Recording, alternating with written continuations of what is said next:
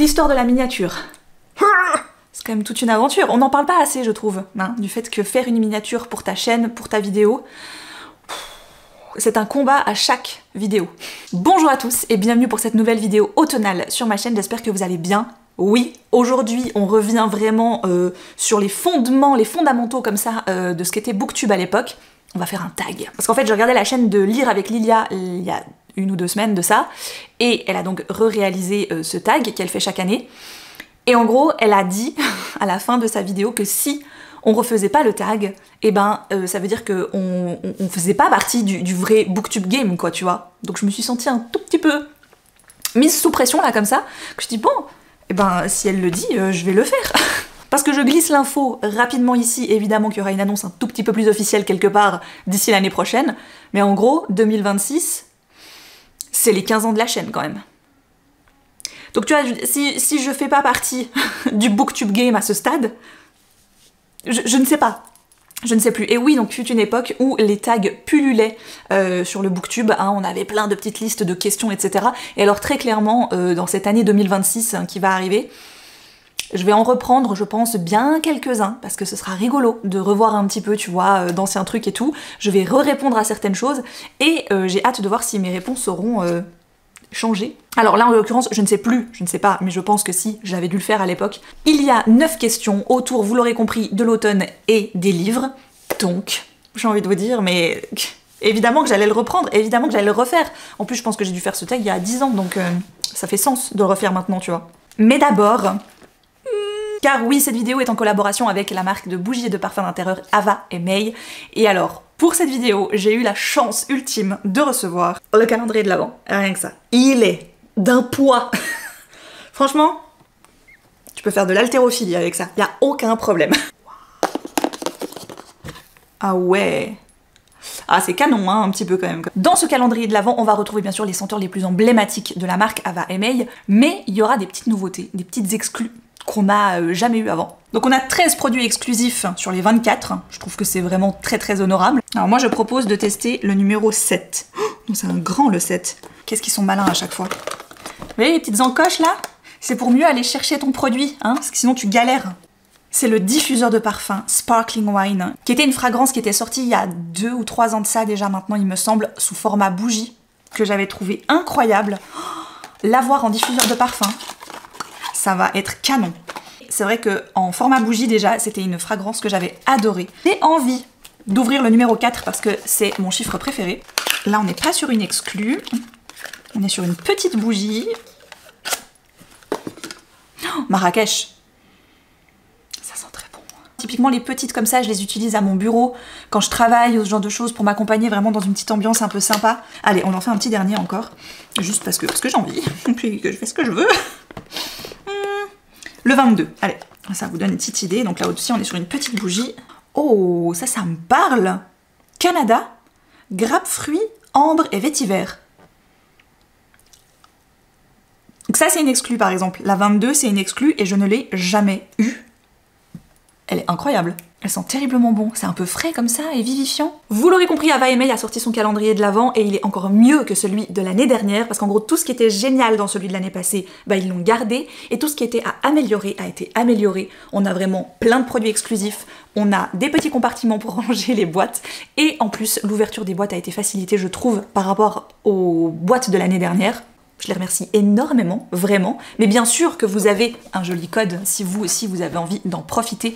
Avec Margot60, le code qui s'affiche ici et en lien cliquable en barre d'infos. Vous avez donc moins 60% sur les odeurs actuelles de saison, donc les gourmandises d'automne, etc. Vous avez moins 40 sur toute la boutique. Et surtout, vous avez moins 25 sur le calendrier de l'Avent, bien sûr. La valeur totale des produits qu'il y a à l'intérieur, c'est 300 €. Il est à 130 € normalement et il passe à 97,50 avec mon code. Merci beaucoup à Ava et May pour leur confiance, leur partenariat et je vous laisse avec la suite de cette vidéo. Passons aux choses sérieuses. Découvrons si je suis toujours capable de faire partie du Booktube game à l'ancienne et de réaliser un tag. Alors, première question, quel livre te fait toujours penser à l'automne? Toujours. Je n'ai évidemment pas préparé ce tag à l'avance, ça aurait été beaucoup trop simple. Quel livre me fait automatiquement toujours penser à l'automne? Alors, il y en a un en particulier, mais je sais que je vous en ai déjà parlé dans la vidéo de la semaine dernière. donc je vais l'évoquer très rapidement.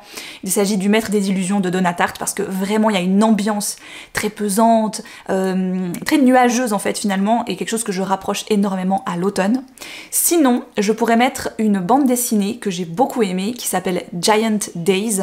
L'univers se base sur la rentrée à l'université de 3 nanas qu'on va découvrir et qu'on va apprendre à connaître. Elles ont toutes les 3 un univers assez différent.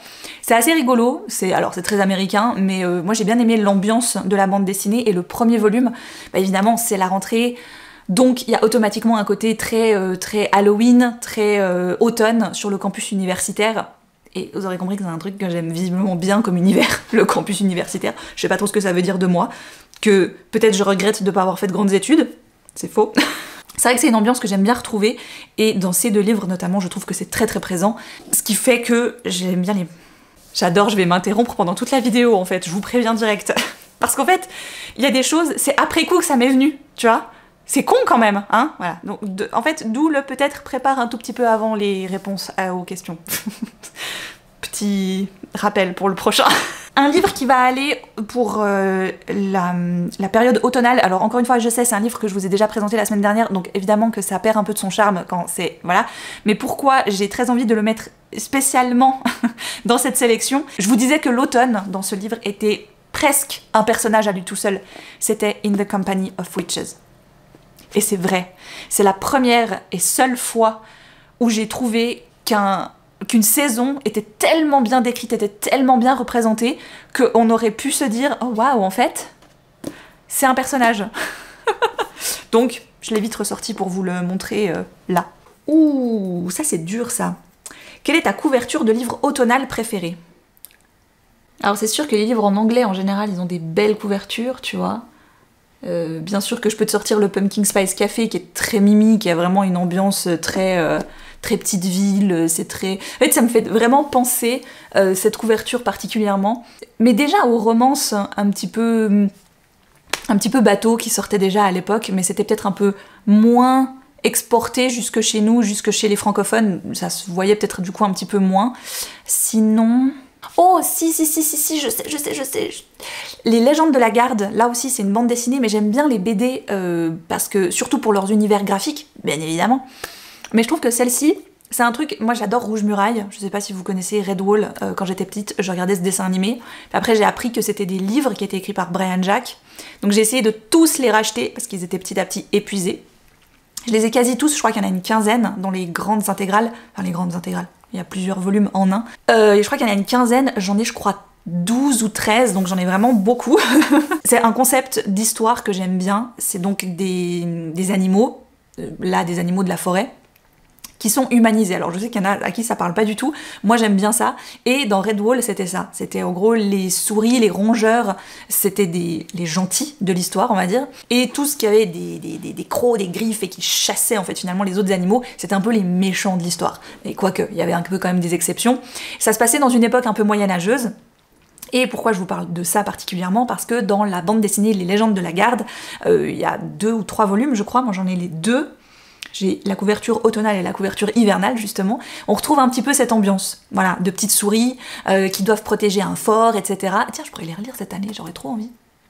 Et évidemment, les planches à l'intérieur sont trop belles. La couverture automnale, c'est la plus jolie. Ça, automatiquement, clairement, ça fait partie de mes couves favorites. Et aussi d'un ouvrage que j'adore. Là aussi, je m'interromps pour les couvertures. Dans les couvertures, il y a un truc vraiment qui me revient très très fort. Bon, alors déjà, ça c'est une de mes dernières lectures. Ce genre-là, voilà, Les Filles de Witch Hazel House, qui était sympa. C'était une bonne ambiance, un petit peu mystère. On va rencontrer une jeune fille qui arrive dans la maison Witch Hazel House, qui est une maison qui est gérée par le lycée, mais où en gros on fait confiance aux étudiantes qui y sont, elles sont 4, pour un petit peu s'auto-gérer. Elles ont une sorte de préceptrice slash concierge qui vient un peu voir que tout se passe bien, et il y a vraiment une ambiance très un peu mystérieuse, la maison craque de partout, et un jour elles vont faire un peu une séance de spiritisme et elles vont réveiller quelque chose qu'elles n'auraient pas dû réveiller.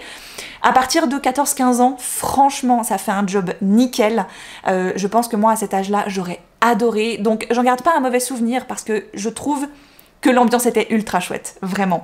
Mais cette couverture, vraiment juste, on va parler de cette couve, je la trouve tellement belle. Voilà, donc ça c'est une couve qui me rappelle l'automne et que je trouve vraiment très belle. Sinon, j'ai aussi sorti celui-ci. Voilà, L'épouse de bois, qui lui aussi est un très très beau roman, dont je ne parle pas très souvent, que j'ai lu il y a très longtemps. Donc difficile de vous faire un résumé ou de vous en reparler de façon cohérente. Il faudrait franchement que je le relise, voilà, par la même occasion.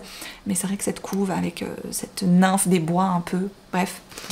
Et sinon j'ai sorti aussi le tome automne des Mémoires de la forêt. Il me reste à le lire, on doit le lire avec ma fille d'ailleurs, on s'y est toujours pas mise, mais c'est vrai que les couvertures faites par Sanoé, enfin les illustrations de Sanoé déjà de base sont absolument magnifiques. Est-ce qu'on peut appeler ça un plaisir coupable? J'en sais rien, mais je trouve que chez nous ça se fait pas des masses, et c'est un peu dommage, ou alors ça se faisait à une certaine époque, et aujourd'hui on trouve que c'est kitsch, mais c'est justement les couvertures kitsch. Et les Américains, ou en tout cas les anglophones, ils sont super doués pour ça. Bah, je vous parlais de In the Company of Witches juste avant, mais ce genre de couve, moi, tu vois, je vois ça sur une table d'une librairie, j'y fonce.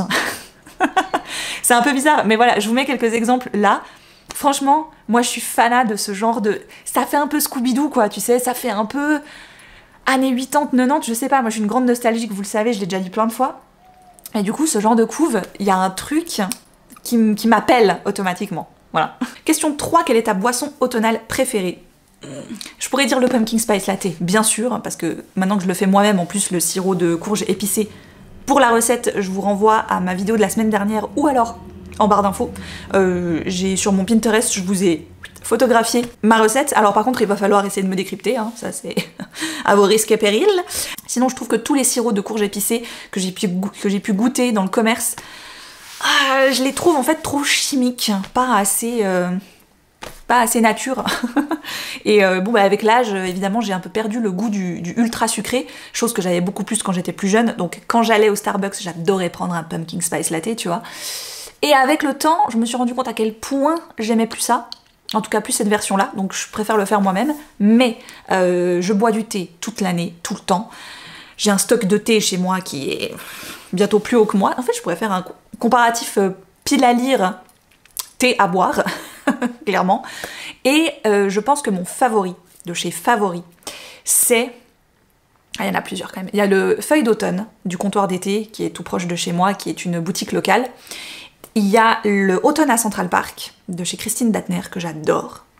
Et le Halloween Tea que j'avais eu à Copenhague, le fameux.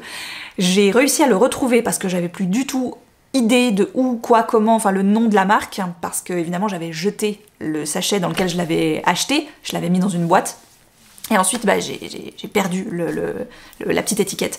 Donc bon, ça, c'est vrai que c'est mes favoris. Voilà, alors, je vous les mets en barre d'infos. Il y en a, ce sera peut-être plus facilement trouvable que d'autres, mais moi c'est vraiment mes 3 préférés. Question 4, préfères-tu lire tard le soir ou tôt le matin? Tôt le matin, je pense. Je suis très clairement team du matin. Le soir, souvent, je suis assez fatiguée de mes journées, donc la lecture va plus m'endormir qu'autre chose, même si le livre est très très bien. Généralement, je préfère me lever un petit peu plus tôt, profiter encore, tu sais, que la maison soit endormie, on va dire. Je viens me poser là, j'allume ma petite lampe de sel, une petite bougie, et j'aime vraiment beaucoup ce moment encore où rien ne se passe. Tu es la seule, tu as l'impression limite d'être la seule au monde à être réveillée à ce moment-là. C'est faux, oui, mais en l'occurrence, c'est un peu cette sensation que ça donne, et j'adore cette sensation. Vraiment. Et de sentir en plus, bah, j'ai la fenêtre derrière moi, de sentir petit à petit le jour qui commence à se lever sur ta lecture.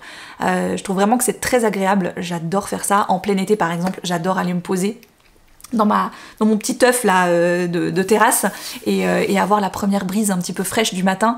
Mais en automne, c'est toujours un truc que j'affectionne particulièrement. J'adore lire tout le temps, donc bien sûr que j'adore lire le soir, mais tard le soir, souvent c'est mes yeux et ma tête qui sont plus trop d'accord et qui me disent non. Arrête, bâche, t'es fatiguée. Arrête les frais, ok. Halloween approche, quelle est ta lecture d'épouvante préférée? Je pense que j'en ai 2. Il y aura Hex, que j'ai beaucoup aimé, qui est vraiment ambiance sorcière, malédiction sur tout un village, où plus personne ne peut sortir, donc tout le monde est bloqué là. Ça finit, alors âme sensible s'abstenir, hein, ça finit en boucherie totale, le truc. Mais j'ai trouvé vraiment que l'ambiance montait petit à petit, jusqu'à atteindre un climax absolument insoutenable, digne d'un Tarantino. Et ça, c'était vraiment, vraiment cool. Ça fait partie de ce genre de livre, je me dis, si c'était une adaptation, j'aurais pas pu la voir, tellement je suis trop sensible pour le visuel. Et dans ma tête, ça passe. Voilà, il y a une scène notamment à la fin, où très clairement je me suis dit, ça, tu vois, j'aurais pas pu la voir, mais je peux la lire, voilà. Voilà. Et sinon, je pense que je mettrais encore Mexican Gothic, que j'ai beaucoup aimé aussi. Lui, j'ai l'impression qu'il fait deux teams. Il y a un peu ceux qui ont beaucoup aimé et ceux qui n'ont pas du tout apprécié. Moi, j'ai adoré cette ambiance un peu à la Crimson Peak. Il me semble que c'était ça. Ce film, que là aussi, qui est un peu un mix, parce que j'aurais pu avoir très peur, et en même temps, il y a un côté ambiance qui a été supplémentaire et qui a un peu supplanté le reste. Et Mexican Gothic, je le vois un petit peu comme ça. C'est un manoir qui est très défraîchi et où une jeune femme va aller pour essayer de secourir un peu sa cousine, qui lui écrit de plus en plus de lettres étranges, comme quoi sa nouvelle famille, donc sa belle famille, essaye de l'empoisonner et donc de la tuer. Et il y a tout un truc avec les champignons et tout. Shirley Jackson aussi, et bien sûr, dans le genre ambiance d'épouvante, gothique, très malaisant comme ça, les Shirley Jackson, Nous avons toujours vécu au château, et La maison hantée. Mais ils sont pépites, hein. Ouais, ils sont pépites. Moi j'ai adoré l'ambiance. Je trouve qu'elle vraiment, elle t'amène un truc, une lourdeur, tu sais, où tu dis oh, en fait, j'ai pas envie d'être ici.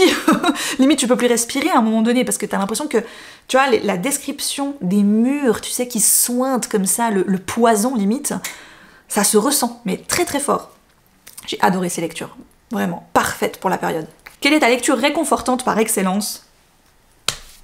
Bon bah là, on va pas y aller par quatre chemins non plus. Fangirl, bien sûr, voilà. C'est vraiment, je sais qu'on peut le lire tout le temps, je sais que je vous l'ai déjà présenté la semaine dernière, je sais que je le présente chaque année, je sais que je le sors dès que je peux le sortir. Ça, et peut-être Anne et la maison au pignon vert. Parce que c'est ultra réconfort, là aussi toute l'année, je l'ai mise beaucoup plus tôt dans les périodes printemps, estivales, parce que moi, il y a un côté de moi où je vois Anne très libre qui court dans les champs et tout, donc j'associe plutôt ça aux beaux jours. Mais là, encore une fois, Anne, c'est toute l'année. Il y a autant de l'hiver, de l'automne, du printemps, de l'été, enfin, ce que vous voulez. Donc, c'est un livre que tu peux sortir un petit peu à toutes les sauces et que j'ai vraiment, vraiment beaucoup apprécié pour ça. Et je trouve que Anne est très réconfortante comme personnage en tant que telle, en fait, finalement. Je pense qu'on veut toutes, un tout petit peu, à un moment donné, ressembler, avoir une part de Anne en nous. Peut-être que chez certains, c'est pas le cas, mais moi, très clairement, oui. Ouh, ça, c'est dur! Ouh, ça, c'est dur! En plus, on en parlait juste avant! Quelle est ta bougie automnale préférée? C'est vrai que le pack gourmandise automnale de chez Ava et May est incroyable. Je pense que leur pumpkin spice, elle est barjo. Enfin, j'ai pas d'autres mots. Parce que c'est vraiment... J'ai un peu un problème avec le pumpkin spice, c'est que j'ai l'impression qu'à force d'être mis partout, à toutes les sauces, tout le temps, ça perd un peu de son truc, tu vois. Et autant à l'époque, j'avais des Bath Body Works, j'avais des Yankee Candle... J'en suis revenue parce que je trouvais que les odeurs, au bout d'un moment, tu sais, elles étaient entêtantes, elles te montaient à la tête, c'était pas terrible. Autant je trouve que chez Ava et May, les bougies fonctionnent hyper bien, les odeurs sont pas trop non plus. Et c'est vrai que la Pumpkin Spice et la Cinnamon Roll sont excellentes. Enfin, excellentes, comme si on pouvait les bouffer, tu sais. Non mais en fait, ce que je veux dire, c'est qu'elles ont vraiment une très très bonne odeur. Et sinon, j'aime toujours énormément les bougies faites par Light and Bubble, qui est donc une boutique en ligne suisse qui propose pas que des bougies mais beaucoup, elles ont beaucoup fait leur fonds de commerce là-dessus et elles tournent énormément autour des saisonnalités de leurs produits et tu sens qu'en automne et à Noël elles se font plaisir quoi. Alors là on a vraiment tout un panel entre le dark academia, le côté un peu vieux livre, cuir etc, le côté hyper gourmand, il y a un côté très witchy aussi, un peu sorcière avec limite t'as l'impression que leurs bougies et tous leurs produits, parce qu'elles ont aussi des beurres corporels, elles ont des gommages, elles ont des huiles pour le corps, elles ont des savons, enfin bref, elles ont beaucoup de choses. Mais dans leurs bougies, c'est un petit peu là où on va retrouver toutes les senteurs. Elles ont vraiment un peu de tout le temps. Leur pumpkin spice est très très bon, sent vraiment très bon aussi. Là d'ailleurs, je suis en train de faire brûler une des leurs qui s'appelle à la cabane d'Hagrid, je crois. Et juste le mélange, non mais il est fou. Numéro 8, lorsque tu ne lis pas, quelle est ton activité automnale préférée? Mais alors moi, vous le savez, je suis un cliché sur pattes en fait, hein. Je sais pas si vous avez remarqué. Moi, tu peux me coller pouf pouf toutes les étiquettes que tu veux, hein. Le cliché de la lectrice, le cliché de l'introvertie, tout ce que tu veux. En plus, tu peux rajouter à ça toutes les étiquettes, tu sais, un peu de saison, hein. Parce que moi, je les coche toutes, parce que j'aime trop ça. Voilà. Donc moi, tous les petits trucs qu'il faut faire à la maison, je fais, y a pas de problème. Hein, j'ai découvert les petites maquettes là, qu'on m'a offertes pour mon anniversaire. Ben je fais ça, voilà, je fais ça en regardant mes petites séries, je fais du crochet, voilà, parce que j'aime bien, hein. Un petit peu de tricot aussi, je scie entre les deux. Je fais du bullet journal, voilà, parce que aussi, hein, il faut faire tes petites pages, il faut coller tes petits autocollants, tes petits washi tape, tes petits machins. Je fais de la pâtisserie et de la cuisine, bien évidemment, parce que j'adore ça, parce qu'après ça sent trop bon dans ta maison. Moi je suis chez moi, je fais mes petits trucs, mes petits pipoupiou, et c'est trop bien. Et je vis ma meilleure vie à faire mes petites listes, mes petits trucs, à décorer mon intérieur, tu vois, à faire des petits... Je sais pas, c'est... Prendre soin de mon moi intérieur, ça passe par des petites choses extérieures. Notamment mon estomac, avec des recettes, notamment, bah, ça peut être, oui, du journal, de l'écriture. Là, j'aimerais reprendre un petit peu mon journal, parce que je l'ai un peu laissé tomber depuis cet été, j'avoue. J'aimerais reprendre l'écriture un petit peu dedans. Tout ça, voilà, tout ça, c'est des petites choses, un petit peu de coloriage, un petit peu de... Je crois que de toute façon, on n'a plus grand chose à prouver sur le booktube. On est un peu toutes des mamies en fait. Hein. Déjà parce qu'on publie des vidéos sur YouTube. Donc déjà rien que ça, c'est les mamies de l'internet. Hein, parce qu'avant ça, on avait des blogs. Moi j'avais un blog.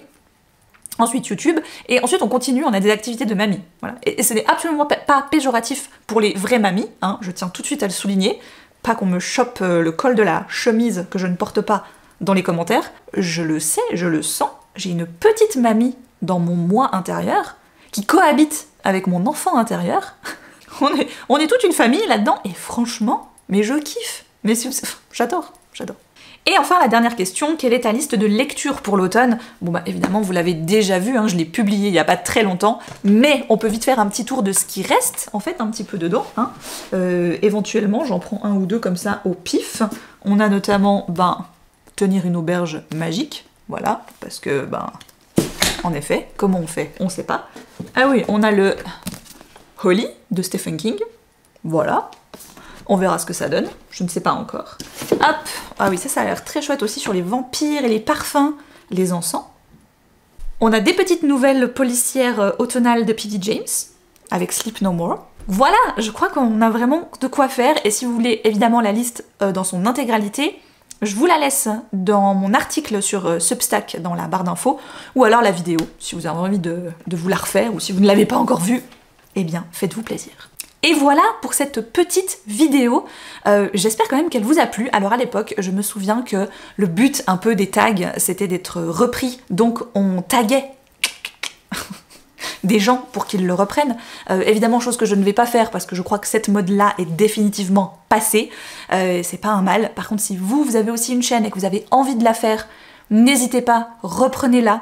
Ou alors répondez vous-même aux questions dans les commentaires. Vraiment, ça me ferait ultra plaisir. Merci beaucoup à Lilia de l'avoir refait encore une fois cette année. Ça m'a permis de me mettre un petit rappel et de me dire, tiens, oui, moi aussi, en fait, je vais le refaire, ce tag, parce que c'est vrai qu'il était chouette.